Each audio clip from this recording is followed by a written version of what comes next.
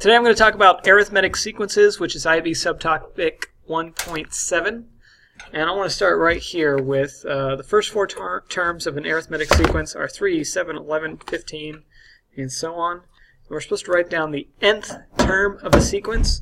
Well, to do that, you want to use the formula that's on your formula chart, which I'm going to show you right now. This one right here, u sub n equals u sub 1 plus n minus 1 times d, which is the common difference. And we want to just plug in what we know. So let me just copy that down. U sub n equals u sub 1 plus n minus 1 times the common difference of d. Well, we don't know u sub n because we're supposed to be writing down the nth term of the sequence, so I'm going to keep that in the formula.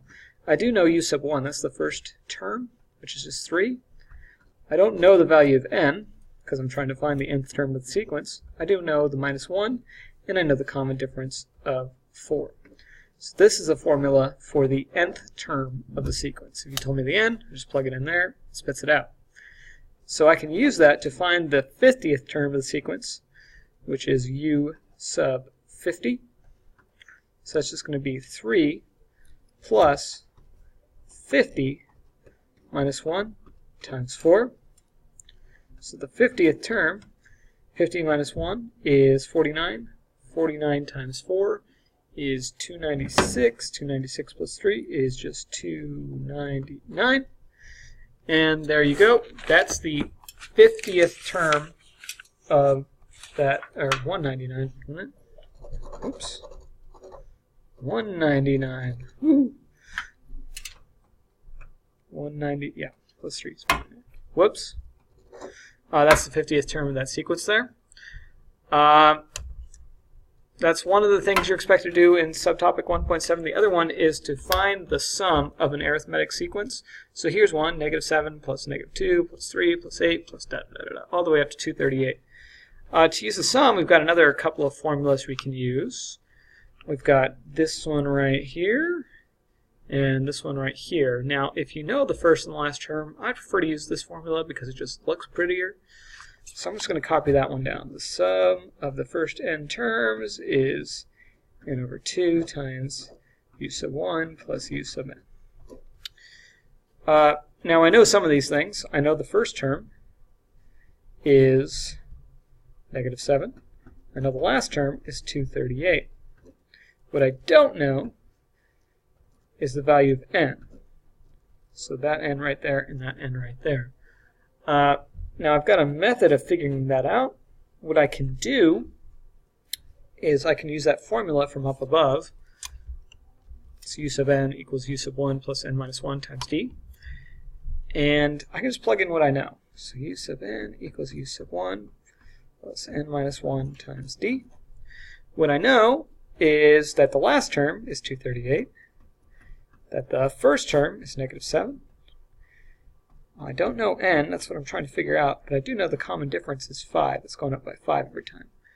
So if I solve this for n, then I would add 7 to get 245 equals n minus 1 times 5.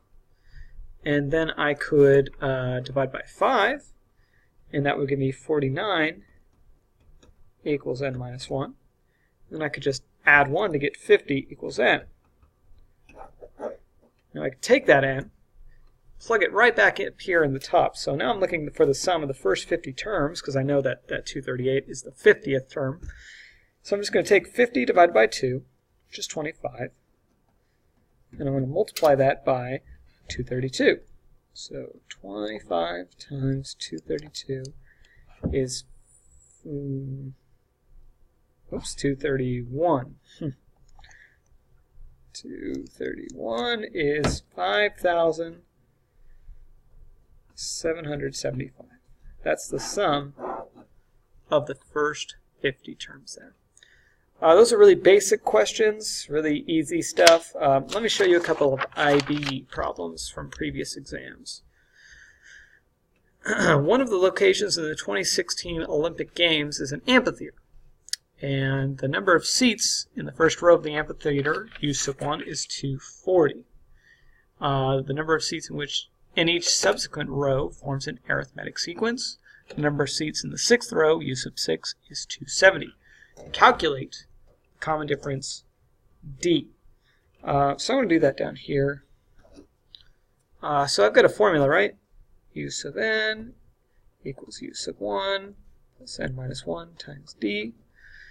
And I know a couple of things. First off, I know that U sub 6 is 270. I'm going to go ahead and plug in that 270 right there. And I also know U sub 1 is 240. This 270 was U sub 6, so the value of n is 6. And the common difference, well, that's what I'm trying to do. Calculate the common difference, D. So I'm trying to solve for D. So the first thing I'm going to do is subtract that 240 to get 30 equals 6 minus 1 is just 5D. And of course, to solve that for D, we're going to divide both sides by 5, and we've got 6 is the common difference. It's going up by 6 in each row. Part B says there are 20 rows in the amphitheater. Find the total number of seats in the amphitheater. Okay, again, in Part B, there's 20 rows in the amphitheater, and we're supposed to find the total number of seats in the amphitheater. So whether you realize it or not, it's asking you for the sum of the first 20. So I'm looking for S sub 20, the sum of the first 20 rows. And this time, I'm going to use this formula right here. And the reason I'm going to use that is because I don't know what U sub 20 is. If I knew the length of the 20th row, I might use this formula. But since I don't, I'm going to go ahead and use this formula here, which only requires me to know the first term. So when I plug in what I know, n over 2 is 20 over 2 times 2 times U sub 1 plus n minus 1 times the common difference, which is 6. We just found that.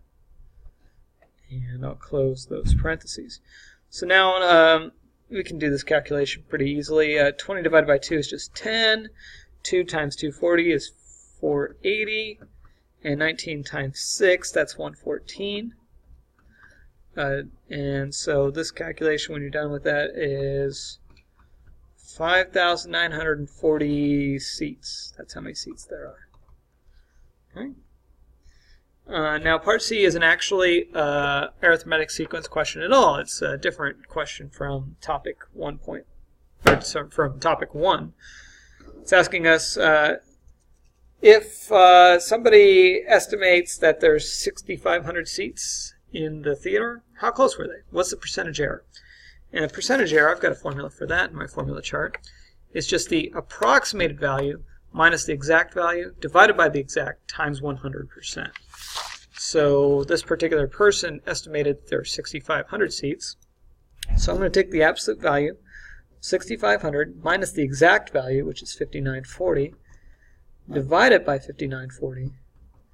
Take the absolute value of that, which is going to be positive because it was positive anyway, and multiply it by 100%. When you do that, you get just about 9.43%.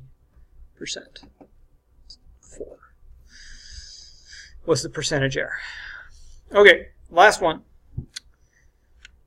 The sum of the first n terms of an arithmetic sequence are given by S sub n equals 6n plus n squared. Write down the value of S sub 1. Well then, that's just plugging in a 1 into this formula, so that'd be 6 times 1 plus 1 squared, which is 6 plus 1, which is 7. S sub 2 is 6 times 2 plus 2 squared, or 12 plus 4, which is 16.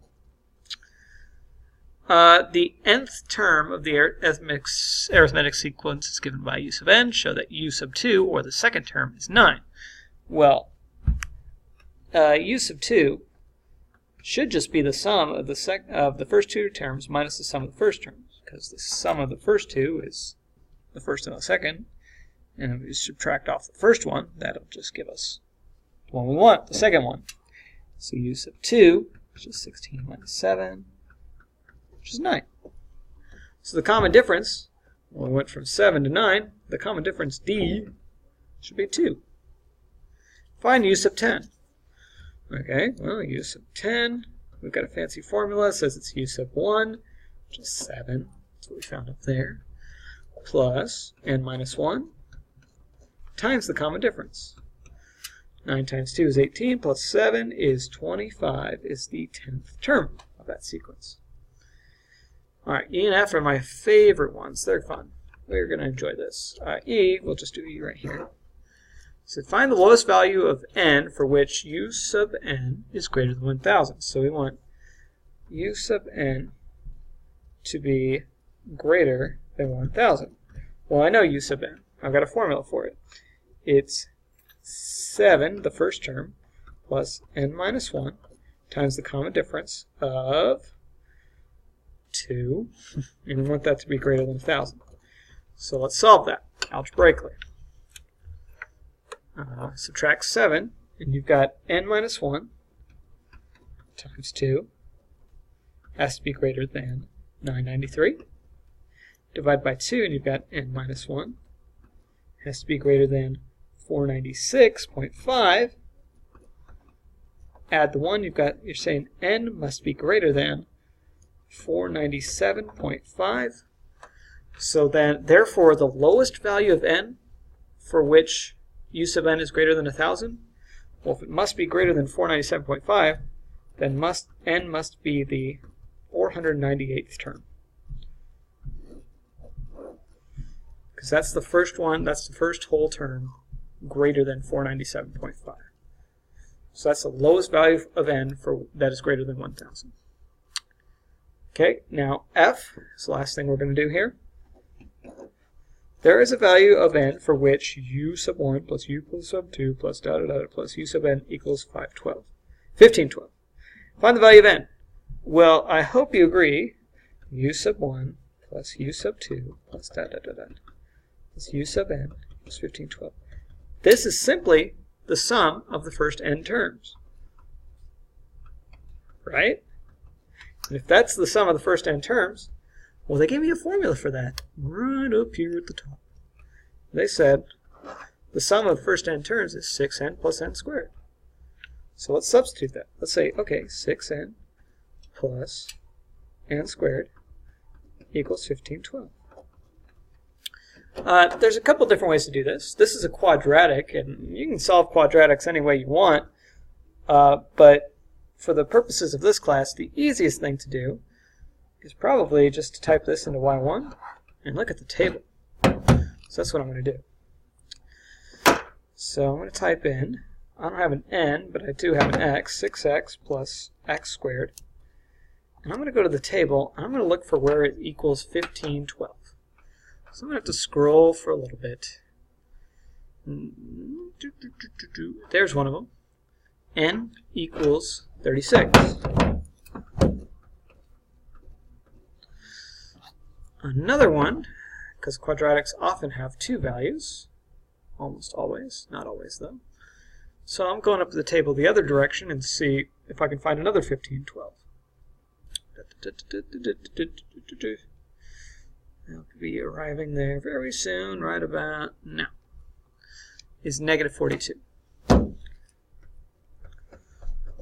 Now we're supposed to find the value of n for which the sum equals 1512. Well, there is no such thing as a negative term in an arithmetic sequence, so I can throw that out. I know that the value of n must be 36. And that's how you want to approach that problem, just solving quadratics. If you've got another way you prefer to solve quadratics, like factoring, graphing, quadratic formula, whatever you'd like, use that method. That's just one of the many methods you could have used to solve that problem. Alright, that's all for now. That's arithmetic sequences. Thanks for watching. See you next time.